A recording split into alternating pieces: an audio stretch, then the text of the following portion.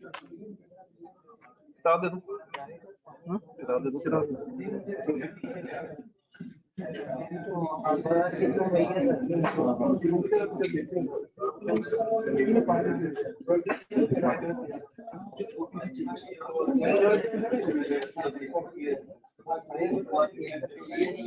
ठीक है, चलिए ये इसमें एरर है, मैंने डाला था पहले मगर ये फाइल खुल नहीं है। ठीक है, वही ये तो मसला है, फाइल खोल नहीं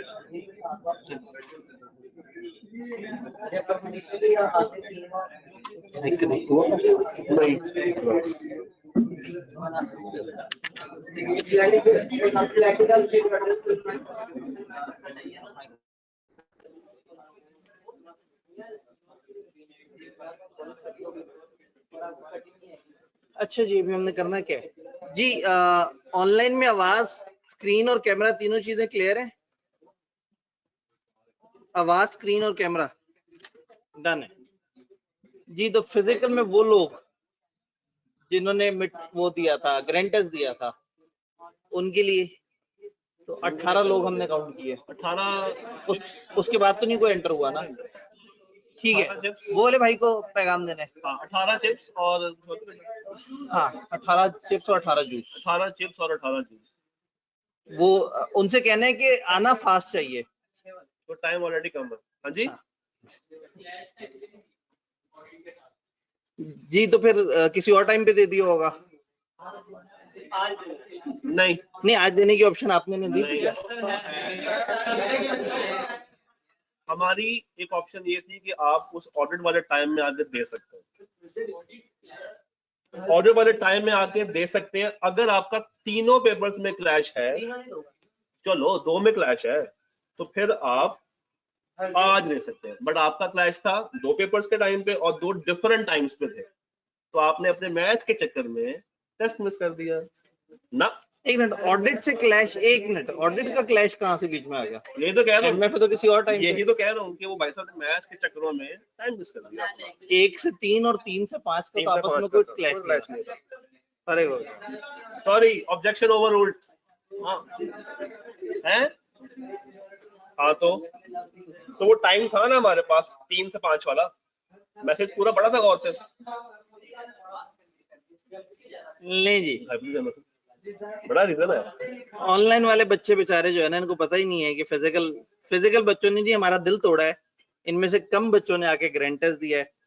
तो मैंने बताया था कि जिस दिन भी मैं लेट होऊंगा उस दिन जो है वो मैं चिप्स या बोतल वॉटएवर कोई एक चीज, तो फिर मैंने क्लास का बजट उन बच्चों पे डिवाइड कर लिया। तो ऐसा नहीं है कि मैंने अपना कम खर्चा किया हो, लेकिन उन अच्छे बच्चों को डबल बजट के साथ जो है वो, तो जो लोग ग्रैंड टेस्ट में मौजूद थे इस वक्त, मेरी जो पेनल्टी है उसके जो हकदार हैं वो बच्चे हैं जो एक इजाफी दिन आए, बाकी लोग तो उस वक्त मैच देख रहे थे।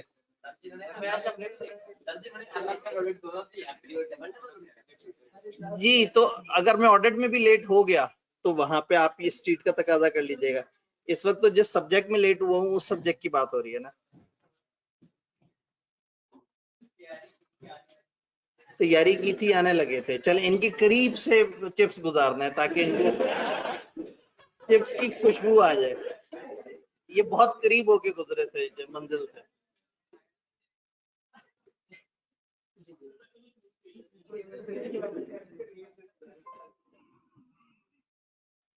कुछ लोगों के बारे में कहा जाता है कि वो ऐसे होंगे कि उनको दूर से जन्नत की बू तक नहीं सुंघाई देगी, यानी कि मतलब खुशबू भी जो है ना एक एटलीस्ट थोड़ी सी प्रीमियम चीज है कि चलो हल्का सा एहसास हो कि हाँ भाई करीब कोई ठंडक वाली जगह है, खूबसूरत जगह है। तो आपके जब आप इतने करीब से टेस्ट के गुजर गए थे तो आपके इतने करीब से ही चिप्स वाले गुजरेंगे ताकि आप जो है वो महसूस हो सके उससे।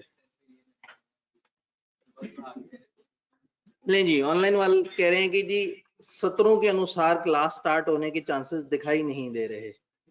नहीं जी, ये जो है इन्होंने सोचा कि शायद अभी बच्चे फूट फूट के रोना शुरू हो जाएंगे चिप्स वाले, फिर उसके ऊपर बात होगी, तो वो कोई बात नहीं। बच्चों को अपनी गलती का एहसास है, इनके चेहरों पे वो शर्मिंदगी मुझे साफ नजर आ रही है।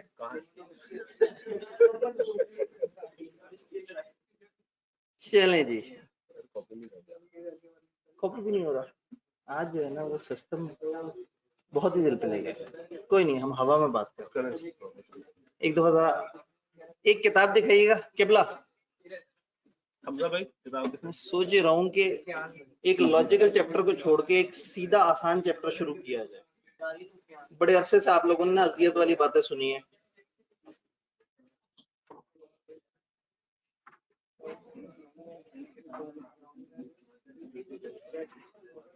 ठीक, ये जी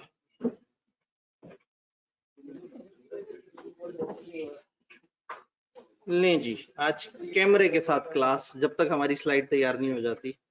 देखिए कोशिश करें अगर नहीं होती तो सिस्टम पे करता हूँ, डिवाइस का मसला है। कल क्यों लेक्चर है? आपको भेजता हूँ।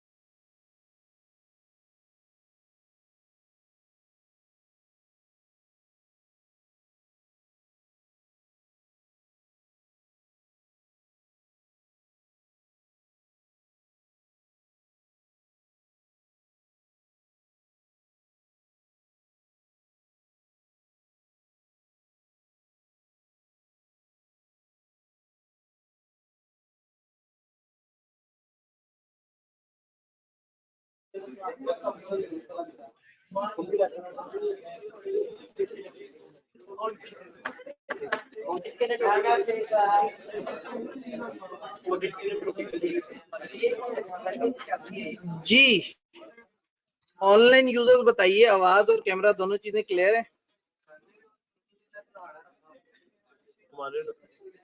ठीक है जी। क्लास में अचानक से जो है वो पावर आउट हो गई थी और हमारे सारे कनेक्शंस आउट हो गए, लेकिन स्टिल हम टैबलेट के कैमरे के साथ कंटिन्यू कर रहे हैं। तो फिजिकल बच्चों में खुशी की जो लहर दौड़ी थी वो खत्म हो गई।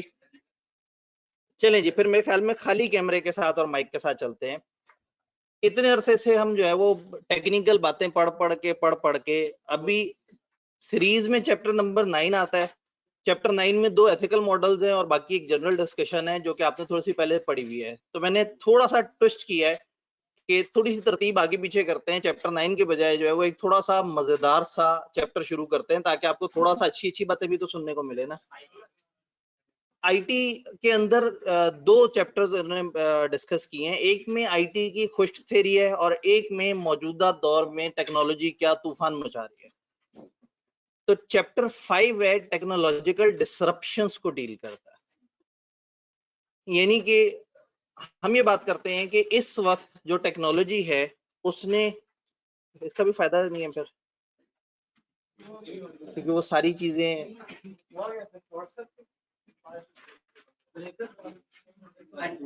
लेवल हुआ वैसे अच्छा तरीका ये है कि हम किसी को ना बताएं कि क्या हुआ है कमरे में, फिर 1:30 बजे इनके साथ जो होगा खामोश रहते हैं, किसी को बताते ही नहीं कि कमरे में कोई खराबी चल रही है। ये इसको जला दिया जाएगा, ये दीवार गिरा दी जाएगी। आपका भी गुस्सा निकल जाएगा। नहीं, मैं असल में शरीफ आदमी का गुस्सा भी ना बड़ा शरीफ सही होता है, मासूम सा भोला बाला सा।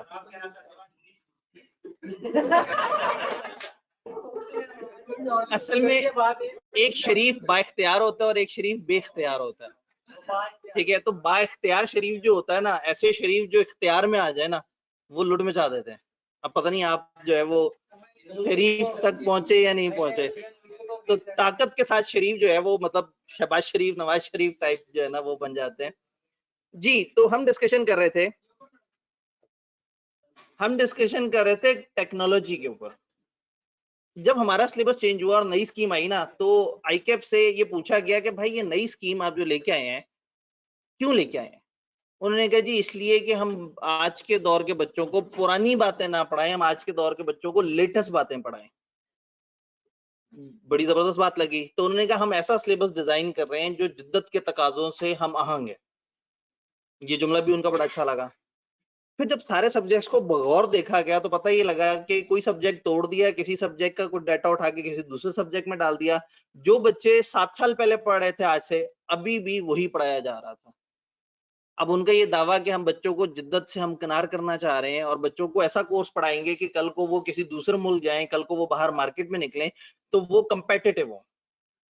तो इस सारी चीज का भरम रखने के लिए आई कि अपने पूरे कैफ में एक नया चैप्टर ऐड किया एमएफए के अंदर, जिस चैप्टर को दिखा के वो ये साबित कर देते हैं कि हम बच्चों को वो पढ़ा रहे हैं जो हम पहले नहीं पढ़ाया करते थे।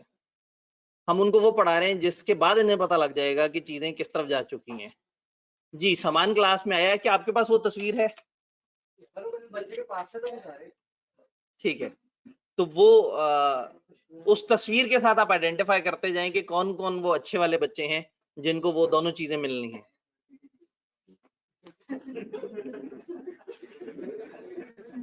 जी, तो टेक्नोलॉजिकल डिसरप्शन एक कॉन्सेप्ट इन्होंने दिया। डिस्टरबेंस का वर्ड समझ आता है? इंटरप्शन का वर्ड समझ आता है? डिसरप्शन क्या होता है? वर्ड डिसरप्शन आपने सुना होगा। Positive disturbance. डिसरप्शन एक हलचल किसी चीज में जो है ना, जैसे पानी के अंदर पत्थर फेंके तो वो जो उसमें लहरें जनरेट होती है ना, वो डिसरप्शन होती है। डिसरप्शन इज एक सकूत में मौजूद चीज, एक स्टेबल चीज को आपने अचानक से झंझोड़ के रख दिया। जैसे फर्ज करें कि ये जो निकलो आजादी की खातिर, फर्ज करें कि ये एक पॉजिटिव मार्च हो, फर्ज करें कि इसमें वाकई नीयत साफ हो, अल्लाह करे, तो फिर हम ये कहेंगे कि एक डिसरप्शन क्रिएट हो गई है पाकिस्तान भर में। पाकिस्तान भर में एक वेव आ गई है तब्दीली की, जो कि पॉजिटिविटी की तरफ जाने की कोशिश कर रही है। अल्लाह करे अगर ऐसा हो तो। ठीक है, मैं बड़े ध्यान से, डिसरप्शन का मतलब है ऐसी डिस्टरबेंस, ऐसी पॉजिटिव डिस्टरबेंस, एक ऐसी हलचल जिसमें जो है वो आप अपनी एग्जिस्टिंग स्टेट को चेंज करके किसी नई स्टेट की तरफ जाना चाह रहे होते हैं। अब ये चैप्टर डालने के बाद आईकेप को ये एहसास हुआ कि ठीक है जी, अब हमने इन बच्चों को जो है वो टेक्नोलॉजी के बारे में काफी कुछ बता दिया। फॉर एग्जांपल, यहाँ बैठे बैठे किताब का दिल करता है कि वो आपको बताते हैं कि इंटरनेट किसे कहते हैं। कहीं आपको जानना तो नहीं इंटरनेट किसे कहते हैं? नेटवर्क ऑफ ऑल नेटवर्क्स, एक ऐसा बड़ा नेटवर्क जो पूरी दुनिया पे छाया हुआ है, जो बहुत सारे नेटवर्क्स को एक दूसरे के साथ जोड़ रहा है। और इस इंटरनेट के आने के बाद से बिजनेसेस की डायमेंशंस ही बदल गई हैं। इस चैप्टर में हम पढ़ेंगे कि ये इंटरनेट, वीलॉग, ब्लॉग, ये चीजें क्या होती हैं। फिर हम ये देखेंगे कि बिजनेसेस के ऊपर इंटरनेट ने क्या इम्पैक्ट डाला है। तो हमारे सिलेबस में कोई 8-10 तरह के इंडस्ट्रीज हैं जिनके ऊपर डिस्कशन होगी इस चैप्टर में, कि उनमें क्या क्या चेंजेस आई हैं, क्या क्या तब्दीली आई हैं टेक्नोलॉजी की वजह से। क्या वर्ड टेक्नोलॉजी समझ आता है? डिसरप्शन हमने समझा कि क्या है। कोई सी 10 एग्जांपल्स आप दे सकते हैं जिसमें टेक्नोलॉजी ने बिजनेस को चेंज कर दिया हो? ई कॉमर्स जो है उसने चीजें बदल दी। न्यूज़पेपर लोग अब ऑनलाइन पढ़ना शुरू हो गए जी, ऑनलाइन क्लासेस होना शुरू हो गई, वेबसाइट पे बिजनेसेस होना शुरू हो गए, मीटिंग्स ऑनलाइन होना शुरू हो गई, ऑनलाइन ऑर्डर होना शुरू हो गया जी, ERP वगैरह आ गए सर। फूड पांडा बिगेस्ट एग्जांपल है, विकीपीडिया, अमेज़न, दराज, ऑनलाइन ऑप्शंस आ रही हैं।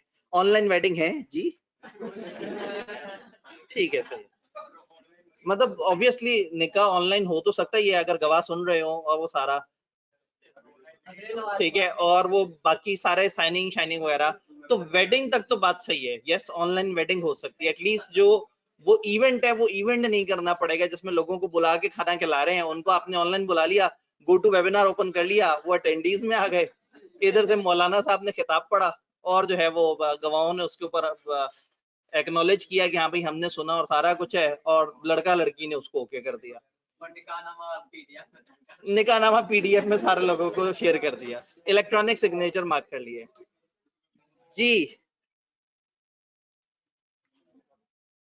जी और एक और ऐप भी बता रहे हैं वो एक भाई, उन्होंने कहा इस वाली ऐप से जो है वो आप अस्तगफिरुल्लाह जी, online money transfer, online ticketing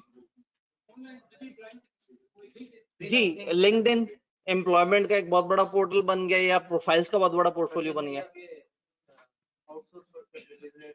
outsource कर देते हैं चीजों को, फ्रीलांसिंग वगैरह, फिर फेसबुक के पेजेस, व्हाट्सएप के ग्रुप्स। अगर आप देखें तो तकरीबन सारे बिजनेसेस कहीं ना कहीं इस ऑनलाइन चीज से, इस इंटरनेट चीज से मुतासिर हुए हैं। तो टेक्निकली हमने इस चैप्टर में यही देखना है कि वो कौन कौन से ऐसे बिजनेसेस हैं जिनके अंदर डायमेंशंस बदल गए।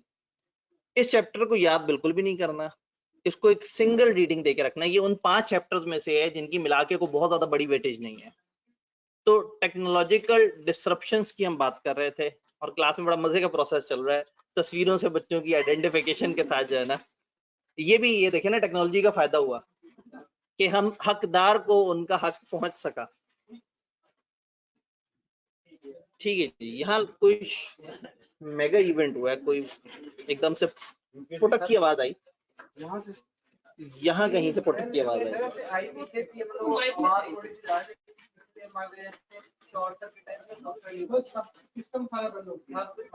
सर वो चीज जो इसके ऊपर है ना वो बंद हो गई। वही देख रहा हूँ, यूपीएस भी चल रहा है, खाना तो चल रहा है, ये चीज। हाँ ये इसके अंदर कुछ लेकिन खैर मैं अपने लैपटॉप को ये वाले भाई के साथ कनेक्ट करके मैं तो चला रहा हूँ। वालेकुम सलाम जी, चल रही क्लास। लैपटॉप चैप्टर 5 दे दूं या सिर्फ चला लें? नहीं चलना दे, इग्नोर कर ऐसे मैं बाद में रखूंगा। ठीक है, बाकी सारे जी। तो सर ई कॉमर्स, अलीबाबा का नेटवर्क, ये सारी वो चीजें हैं जिसमें टेक्नोलॉजी ने चीजों को बड़ा ज्यादा इंप्रूव कर दिया, बड़ा ज्यादा चेंज कर दिया। बिटकॉइन, चलें अब सेक्टर बाय सेक्टर चलते हैं। मुझे ये बताएं, ये जो रिटेल सेक्टर होता है, रिटेल किसे कहते हैं भला? ये दुकानदार होते हैं ना, जो एंड यूजर को माल बेच रहे होते हैं, ये रिटेलर्स कहलाते हैं। रिटेल की इंडस्ट्री में टेक्नोलॉजी ने क्या तूफान मचाया है। पॉइंट ऑफ सेल डिवाइसेस आ गई, बजाय इसके कि लोग बड़े बड़े कैश साथ लेके चलें, वहां पे कार्ड स्वाइप करते हैं और वहीं से पेमेंट हो जाती है। ना उनको पैसे रखने की टेंशन, ना बाद में बैंक अकाउंट में जमा कराने की टेंशन, ना कस्टमर्स को अपने पास पैसा रखने की टेंशन। आएंगे, स्वाइप करेंगे कार्ड, पेमेंट कर देंगे। ऑनलाइन शॉप्स बना ली, घर बैठे बैठे आप माल मंगवाएं। बड़े बड़े एक जमाने में सुपर स्टोर्स की चेन का कॉन्सेप्ट चला, फिर बहुत बड़े बड़े स्टोर्स आना शुरू हुए और लोगों ने करीब की छोटी दुकानों को छोड़ के उन बड़े बड़े स्टोर्स के पास जाना शुरू कर दिया। बट इंटरेस्टिंगली लोग अब करीब की छोटी दुकानों के पास जा रहे हैं, क्योंकि उन्हें नहीं पता वो किसके पास जा रहे हैं, वो तो इंटरनेट पे एक स्टोर के पास जाते हैं।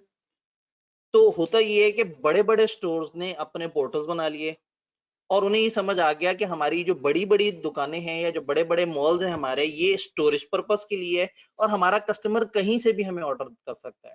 पहले वो लोग जो अपने घर से नियत करके गाड़ी पे निकले हैं उनके स्टोर तक पहुंच के और वहां से वो चीज खरीदेंगे, पहले उनका सिर्फ वो मार्केट थी। इन्होंने अपनी मार्केट बदल दी, अपनी मार्केट उन्होंने चेंज करके पूरे लाहौर को अपनी मार्केट बना दिया कि अब लाहौर के किसी भी एरिया से कोई भी ऑर्डर आएगा। देखें, एक दफा अगर बहुत ज्यादा सामान किसी शेजोर डाले में जा रहा है और घर की एक अगर घर अपनी ग्रोसरी कर रहा है तो 30-35 हजार की ग्रोसरी हो जाती है आजकल, जो कि मतलब मिडिल क्लास से ऊपर के लोग हैं वो कुछ ना कुछ इस तरह की चीजें मिक्स कर लेते हैं कि 30-35 हजार की ग्रोसरी। तो अगर एक शेजोर उनके पास मौजूद है, वो 300 रुपए का पेट्रोल खर्च करके कस्टमर के घर तक दे सकता है पूरे लाहौर में कहीं भी, तो वाई नॉट के वो 200-300 रुपए का खर्चा अपनी जेब से करें और उस कस्टमर को भी रीच करें जिसने बाय द वे उनके पास कभी भी नहीं आना था। 35 हजार के माल का मतलब है कि 5 से 6 हजार का उन्हें मार्जिन मिल जाएगा, तकरीबन औसतन 15% के करीब मार्जिन होता है रिटेल में। तो ऐसे में वाई नॉट के वो अपने ऑर्डर्स बढ़ाएं, वाई नॉट के वो अपनी पॉपुलेशन बढ़ाएं, वाई नॉट के वो इकोनॉमीज ऑफ स्केल की तरफ आए। और ये सब कैसे पॉसिबल हुआ? Internet technology. जैसे अब ये कार्डबोर्ड वगैरह रिटेलिंग इनकी जैसी वेबसाइट है जी जी और ऐप, उसके बाद से कूपन वगैरह भी अपलोड करते रहते हैं कि अगर वो जाके ऑनलाइन अगर आप पेमेंट करेंगे तो उससे भी आपको फायदा होगा। जी बिल्कुल। अगर आप अपने मुख्तलिफ ऑनलाइन स्टोर दे देते हैं, आप कूपन्स की ऑप्शन दे देते हैं, आप डिस्काउंट्स दे देते हैं, आप डिफरेंट फेवर्स दे देते हैं, तो इस वक्त हम बात कर रहे हैं रिटेल सेक्टर टेक्नोलॉजिकल डिसरप्शन की वजह से बहुत ज्यादा ऊपर चला गया। और मजे की बात है कि अब आपको दुकान भी नहीं चाहिए, दुकान सिर्फ डिस्प्ले के लिए चाहिए। कुछ बहुत ही सियाने लोग मिडलमैन बन गए बीच में, अपनी एक ऐप बनाई कि इस ऐप से आप इन 4 स्टोर से खरीदारी कर सकते हैं, और अपनी ऐप को उनकी ऐप के साथ कनेक्ट कर दिया कि बंदा ऑर्डर प्लेस करे इनकी ऐप पे, लेकिन असल में वो जा रहा हो उनकी वेबसाइट पे और वहां से रूट होकर ऑर्डर डिलीवर हो रहा हो, और ये दरमियान वाला बंदा उसमें 0.1% कमीशन भी ले ले। ठीक है, तो 0.1% कमीशन इतना बहुत ज्यादा सुनने में बड़ा नहीं लगता। जैसे अभी 35,000 की ट्रांजेक्शन है, 35,000 की ट्रांजेक्शन का 1% 350, तो 0.1% 35 रुपए। अगर दिन में कोई 15-20 इस तरह की ट्रांजेक्शन होती है, एक बंदा जिसने ऐप बनाई हुई है और हर दिन इस तरह की ट्रांजेक्शन हो रही है और बहुत सारे लोग इसके ऐप के थ्रू दूसरी तरफ ऑर्डर कर रहे हैं, तो जिसने ऐप बनाई हुई है वो तो सिर्फ अपनी ऐप को मेंटेन कर रहा होगा और मल्टीपल कमीशन अर्न कर रहा होगा। लोगों ने अमेजोन पे स्टोर बनाने शुरू कर दिए। इस वक्त पाकिस्तानी बहुत सारे ऐसे लोग हैं जिन्होंने अमेजोन पे दुकान रजिस्टर कराई है सॉर्ट ऑफ। ये और बात है कि उसके बाद उन्होंने बहुत सारे पाकिस्तानियों को ब्लैकलिस्ट भी कर दिया इन एक्शंस की वजह से। लेकिन पॉइंट ये है कि रिटेल की दुनिया कहां से कहां पहुंच गई। अब मेरा नहीं ख्याल कि इसमें आपको याद करने की जरूरत है। अगर पेपर में सवाल आए कि बताएं रिटेल इंडस्ट्री में क्या इम्पैक्ट किए हैं टेक्नोलॉजिकल डिसरप्शन ने, तो होपफुली आप बता सकेंगे। जी, रिटेल स्टोर ऑनलाइन बैठ के सोर्सिंग भी कर सकते हैं, ये बाहर से सप्लायर से माल भी मंगवा सकते हैं, क्योंकि अब इनकी बाइंग भी ऑनलाइन हो सकती है, इनकी सेलिंग भी ऑनलाइन हो सकती है। इंतहाई मजे की बात है कि अक्सर जगह जो है वो स्टोर एक मिडल मैन होता है, उसके पास सामान नहीं भी होता, आपका ऑनलाइन ऑर्डर उसके पास गया, वो कहीं ना कहीं से आपको प्रोक्योर करके दे रहा होता है। जैसे दराज है, दराज मैन्युफैक्चरर थोड़ी है, ये मिडल मैन है। और ये मिडल मैन बन के उस छोटे छोटे दुकानदार से भी कनेक्ट हुए हुए हैं जो शायद फर्ज करें कराची की एक किसी खास मार्केट के अंदर बैक एंड पे एक मौजूद एक गली में बैठा था, कम पैसों में अच्छी चीज दे रहा था, लेकिन वहां तक लोगों की एक्सेस नहीं थी। वो दराज पे रजिस्टर हुआ, आप दराज पे जाके कहेंगे जी मुझे कैमरा लेना है, तो कैमरे की 15 ऑप्शन सामने आ रही होंगी, रेट आ रहे होंगे, तस्वीरें आ रही होंगी, वो रेट वो तस्वीरें उन लोगों ने अपलोड की हुई होंगी अपने अपने पोर्टल से। तो आप रेलिवेंट ऑर्डर करेंगे तो ऑर्डर उस बंदे को चला जाएगा और वो बंदा आपके घर डिलीवर करेगा, आप पैसे दराज की ऐप पे देंगे और वो पैसे ऑटोमेटिकली उस तक पहुंच जाएंगे। और कम पैसों का ऑर्डर हो तो कैश ऑन डिलीवरी की सर्विस भी मौजूद होती है।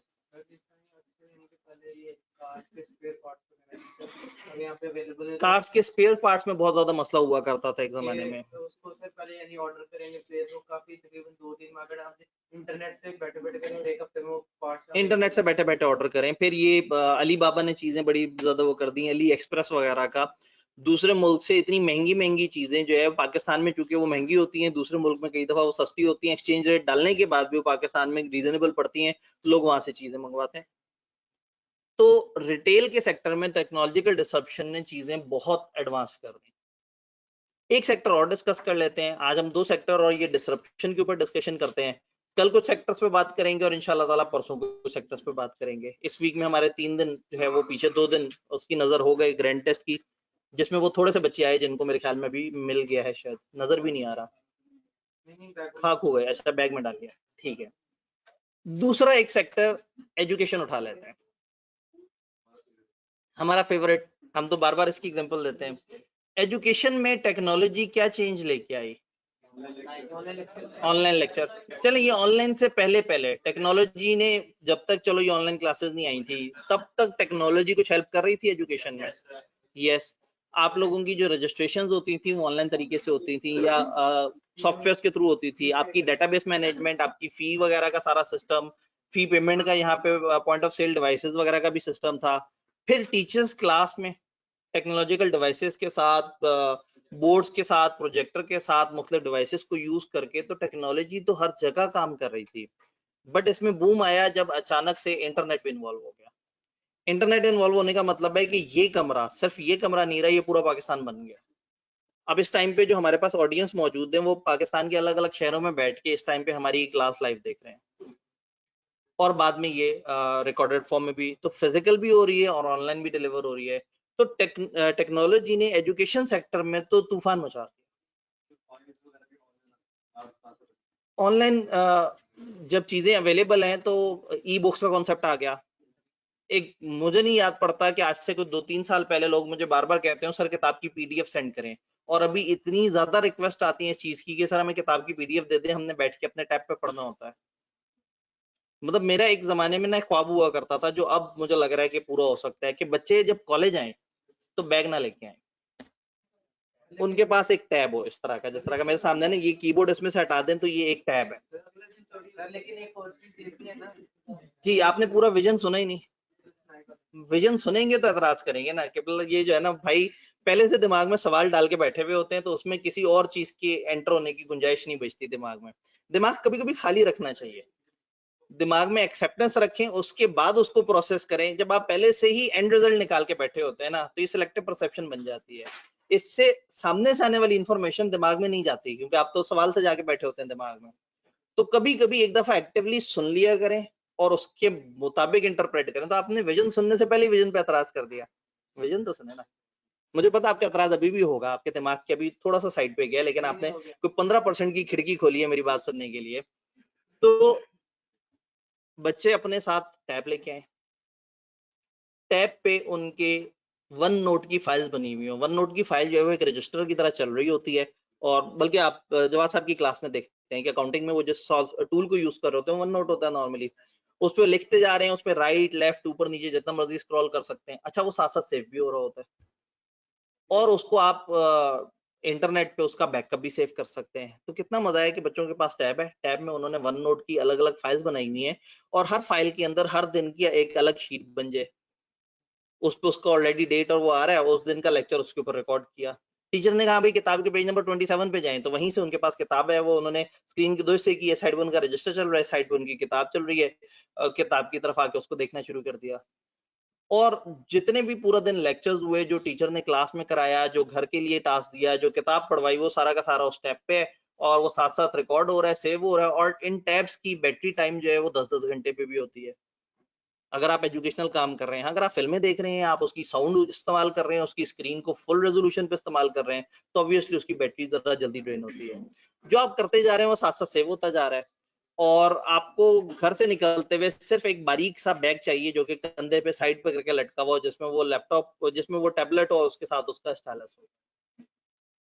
फिर जो भी टीचर ने क्लास में एक्स्ट्रा कराया, आपने टीचर से कहा सर इसके जरा हमें हैंड आउट सॉफ्ट में शेयर कर दें, वो सॉफ्ट में शेयर किया, वहां से उठा के आपने अपने उस फोल्डर में डाल दिया जो आपके पास मौजूद है। तो ना आपको किताबें कैरी करने की टेंशन, ना बॉल पॉइंट की इंक खत्म होने का मसला।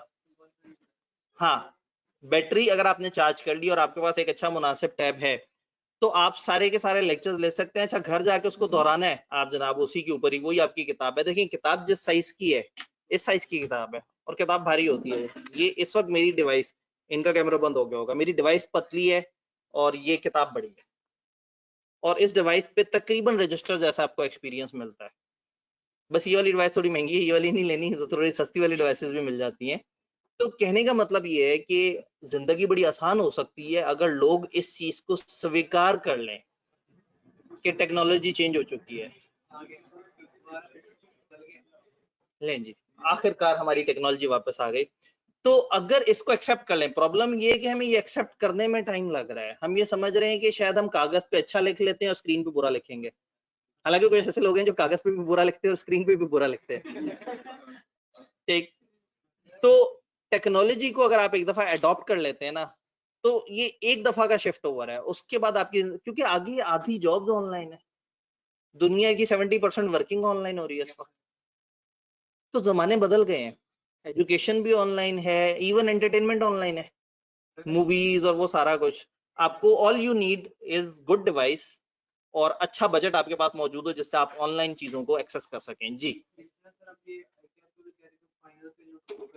जैसे आईकैप कह रहा है, आईकैप ये कह रहा है कि एमएसए के पेपर पहली शिफ्ट में और अगली शिफ्ट में, ये 1-1.5 साल के अंदर आईकैप सीए फाइनल को सारा ऑनलाइन एग्जाम पे डाल रहा है। बच्चे कीबोर्ड पे बैठ के टाइप करके एग्जाम देंगे।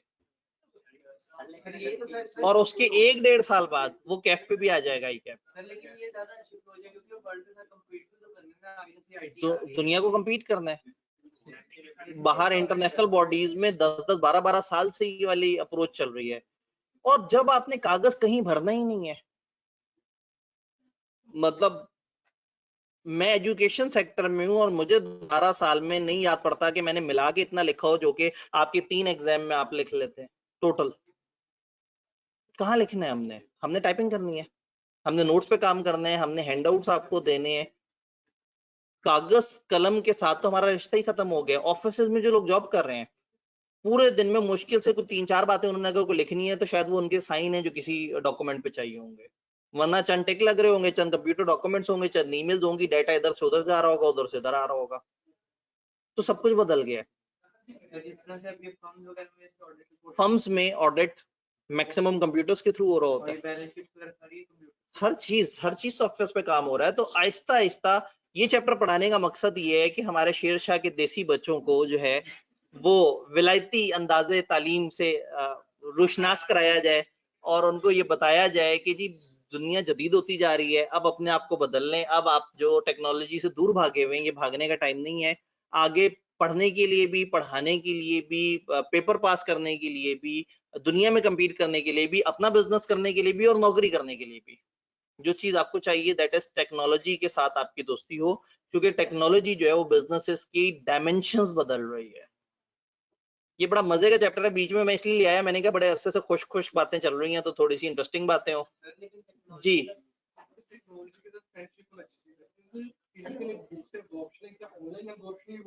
भाई ने एक बड़ी मजे की बात कर दी, उन्होंने कहा सर ये जो टेक्नोलॉजी से दोस्ती है तो आपकी बात अच्छी लगी, लेकिन क्या टैब के ऊपर किताब को हम उसी तरह से एब्जॉर्ब कर सकते हैं जिस तरह से किताब के ऊपर एब्जॉर्ब कर सकते हैं? ये किताबें आने से पहले कागज होते थे और हैंड रिटन कागज होते थे, लोग उसको एब्जॉर्ब करते थे। उससे पहले सिर्फ याददाश्तें होती थी, बड़े पुरानी बातें सीखी हुई नीचे की नस्ल को जबानी मुंतकिल करते थे, वो उस वक्त भी एब्जॉर्ब कर लेते थे। प्रॉब्लम हमारे अपने अंदर है ना, हम कह रहे नहीं ये वाली किताब सही नहीं है और ये वाली किताब सही है। I can coat many people जो कि अब टैब्स पे पढ़ते हैं किताबें और अब उनको फिजिकल किताब उठा के मजा नहीं आता कि उसके सफ़े बदलने पड़ेंगे, सफ़े पे निशानी लगानी पड़ेगी। ऑनलाइन इतने सारे टूल्स हैं, किंडल फायर वालों का एक टैब है, उस पे आपको तकरीबन आप उसको एक दफा चार्ज करो वो 70 घंटे तक वो डिस्चार्ज नहीं होगा, आप उससे 70 घंटे तक किताबें पढ़ते रहो। किताबों का फॉन्ट कम ज्यादा कर सकते हैं, उसको एडजस्ट कर सकते हैं, स्क्रीन ब्राइटनेस सेट कर सकते हैं, रात के वक्त पढ़ते वक्त आप अपनी सारी सेटिंग्स कर सकते हैं। तो पॉइंट ये है कि हमारे जहन में ये है कि हम किताबों को कैसे छोड़ें। मैं आपको बताऊं, इतना आपको परेशानी नहीं है जितना टीचर सोचते थे कि हम व्हाइट बोर्ड को कैसे छोड़ें। जान होता था ये जो सफेद ये जो पीस लगा हुआ है यहाँ पे, इसके बगैर सोच भी नहीं सकते थे हम कि इसके बगैर मतलब हम क्लास में एवं खड़े हुए होंगे और बस एक छोटी सी स्लेट होगी, उस पर पता नहीं क्या क्या लिखी जा रहे होंगे। बदल गया सब। तो पॉइंट ये है कि हम अपने अपने आप को बदलना है। हम अपने आप को सोच के बैठे होते हैं कि नहीं जी ये तो बदला ही नहीं जा सकता। आईकेप इस पे बहुत काम करा, आईकेप अपनी सारी किताबें ऑनलाइन दे रहा है और चंद उन बच्चों के लिए जो कहते हैं फिजिकल चाहिए, वो कहते हैं अच्छा जी फलाना से जाके कॉपी करा लो, वो आईकेप ने पब्लिश करना छोड़ दी।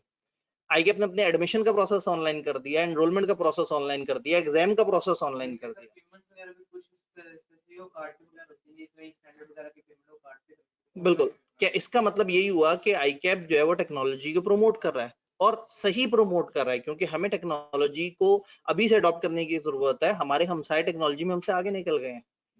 आजादी में सबसे पहले हम आगे आगे थे, टेक्नोलॉजी में वो आगे निकल गए हैं। अभी तो उन्होंने हारना भी है, किससे? इंग्लैंड से हारना है। हो गया या कब होना है मैच? आज होगा। अच्छा ठीक, चलें। मतलब मैं अच्छा बोला एक्साइटेड था, पाकिस्तान बाहर निकल गया है, आप लोग आराम से सुकून से पढ़ते रहेंगे। ये वही मौजूदाती तरीके से 92 वाले वर्ल्ड कप की तरह से हुआ है और एंड पे खुदा ना खासा ये कह देगा कि सारा मेरी मेहनत से हुआ है। मतलब अल्लाह ने इतनी खूबसूरत गेम घुमाई है कि बैठे बैठे हम बीच में आ गए और बाद में इंसान कहेगा कि मेरी वजह से हुआ, ऊपर से फिर कल को वजीर आजम बनने के चक्कर में ना पड़ जाए। ठीक है जी, मेरे ख्याल में फिर मामले को क्लोज करते हैं, क्योंकि इन्होंने सिस्टम सेट भी करना है, 1:30 से पहले सेट ना किया तो ये मुश्किल में आ जाएंगे। ठीक है जी, तो आपने पढ़ के क्या आना है किताब से, वो तो बता दूं मैं आपको पेजेस। नहीं ऐसे नहीं हो सकता, मैं ज्यादा दिखाना चाह रहा हूँ।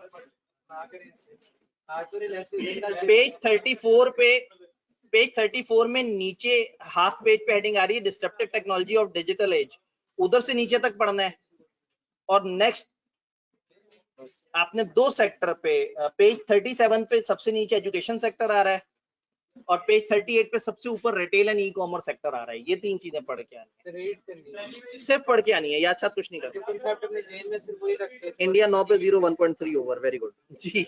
एक हो गया, आउट हो गया। एक आउट हो गया जी। सर आपने सीए का कंप्लीट किया? मैंने एक